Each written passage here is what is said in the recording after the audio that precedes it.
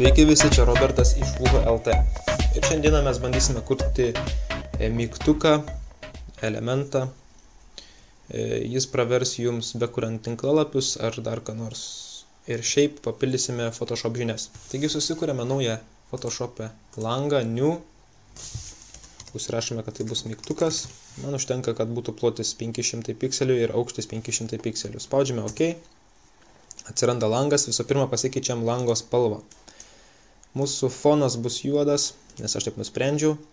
Jūs galite daryti visiškai kitokį foną. Nusipiešiam per vidurį kokį nors blyną baltą, kad jis nebūtų toks jau monotoniškas. Spaudžiame Filter, Blur ir Gaussian Blur. Spaudžiame OK. Ir mūsų rutulys išblyška ir palieka visai gražus susiliejęs su juoda fonu toks vat backgroundas. OK. Susimažinam truputį per matomumą, kad nebūtų toks šviesus. Ir dabar mes kursime mygtuką. Mygtukas bus apvalus. Pasirinkam spalvą iš karto kokią nors ryškiai violetinę. Graži spalva, nesiginčykit. Spaudžiame Shift, laikome Shift ir brėžiame tobulą apskritimą. Gavome apskritimą. Čia bus mūsų mygtuko forma, mygtukas. Ir visą pirma mes norime, kad mūsų mygtukas mestų šešėlį. Taigi spaudžiame 2 kartus ant mygtuko, galime pasvadinti čia mygtukas. Čia galime mes jį sumerdžinti į vieną layerį, kuris bus pavadintas fonas. Taip. Spaudžiame 2 kartus ant mygtuko ir ties layer style mūsų sluoksnių stilių lentelėje pasirenkame drop shadow. Tai yra mesti šešėlį ir kaip matote dabar šešėlis krenta 120 laipsnių kampu. Taigi mes norime, kad mūsų šešėlis kristų 90 laipsnių kampu ir kristų tiesiai iš apačios. Taigi pasirenkame šią laipsnių lentelėje reikšmę ir pervadiname ją į 90. Žinoma, šešėlis per didelis ir labai grioziškai atrodo, taigi susimažiname jį iki kokių 2. To gal nelieskime, lai būna 5, bet sumažiname patį distance, tai yra atstumą iki 2. Gerai, turime šešėlį, dabar mums reikia atspindžio. Ant savo mygtuko dėsime atspindį, taigi atkopijuokime savo sluoksnį, spaudžiame dešinį, duplicate layer, čia bus atspindys. Okay.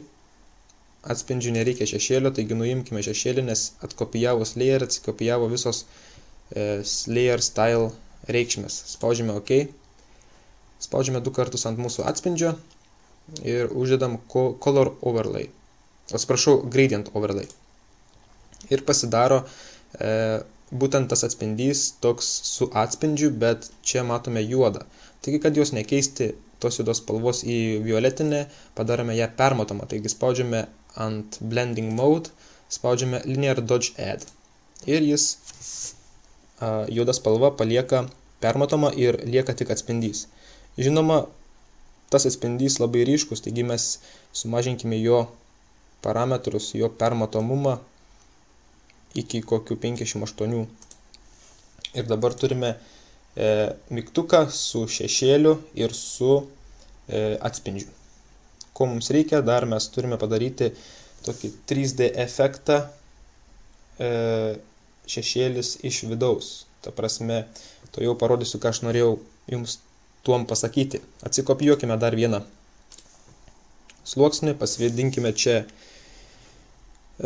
papildomas efektas. Tai aš pasvadinsiu efektas.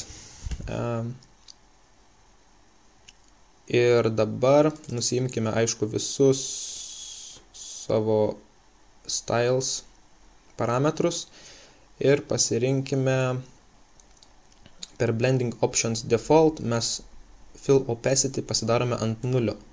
Kodėl taip yra, to jau parodysiu. Pasidarėme ant 0 ir dabar mūsų forma liko visiškai permatoma. Kodėl permatoma, to jau parodysiu. Spaudžiame 2 kartus ant efektas, kurį ką tik susikūrėme, atsiduplikavimą ir spaudžiame inner glow. Kaip matote, visiškai forma yra permatoma, bet iš visų kraštų mums šviečia tokia spalva, kokią mes norime. Taigi pasirinkame juodą, kad gautus toks šešėlis. Ir dabar jūs to šešėlio nematysite, nes blending mode yra užstatytas ant screen. Taigi pasidarome normal ir iš karto krenta šešėlis. Dabar mygtukas atrodo, na, tikrai neblogai, bet gal truputį per daug tų šešėlių. Taigi mes jį sumažiname iki minimumą ir štai gauname tikrai neblogą gražų violetinį mygtuką. Taigi koks mygtukas be elemento viduje? Taigi mes čia galime užsirašyti bet ką, tai būtų tekstas ar koks nors tai simbolis. Galime pasieškoti savo formų shapes lentelėje, kokią nors varnelę. Pasipieškime varnelę. Spalva gali būti tamsiai violetinė arba jūs kokią tik norite pasirinkti. Aš renkuosi violetinę. Štai varnelė. Ji gali būti žymiai didesnė. Spaudžiame Ctrl T, tai yra transform ir uždedame šią sąvaržėlę, kad ekvivalentiškai mums jis didėtų ir į plotį, ir į aukštį. Patvirtinkim. Ir uždėkime jam kokį nors tai stilių, nes dabar taip atrodo tikrai nelabai gražiai. Spaudžiame 2 kartus ant pavadinimo, persivadinkim į koks nors elementas. 2 kartai ant jo ir žiūrim, ką turim.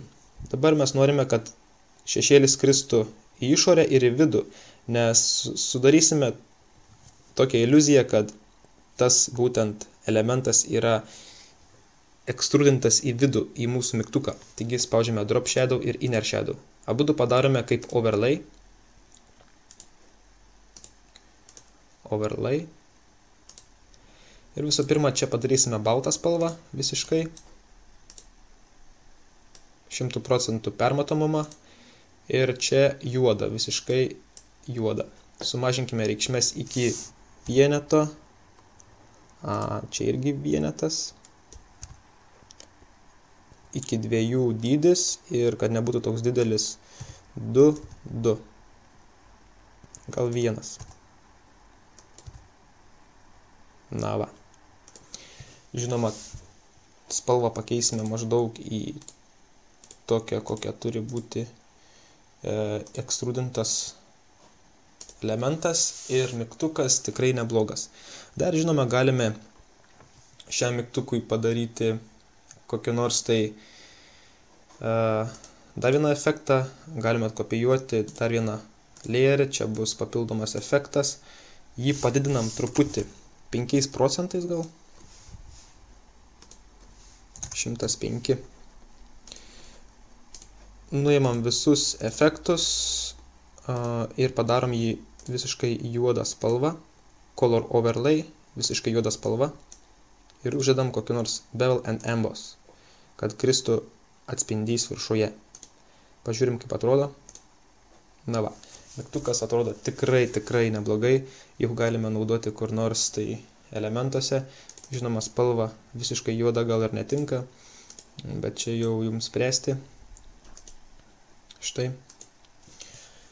Taigi,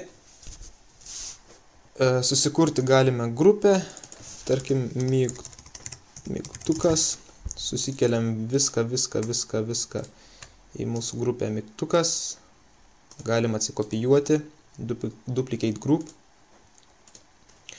atsikopijuojam, iš karto galim spausti merge group, tai padaro mūsų mygtuką visiškai nebedalomų objektų ir galime pritaikyti jam efektą Hue and Saturation ir keisti mygtuko spalvas. Žalia, mėlyna, raudona, ar kokia tik tais jums patinka. Ir taip gaminti mygtukus. Taigi čia buvo Robertas iš VuHu LT ir sėkmės jums bekuriant mygtukus.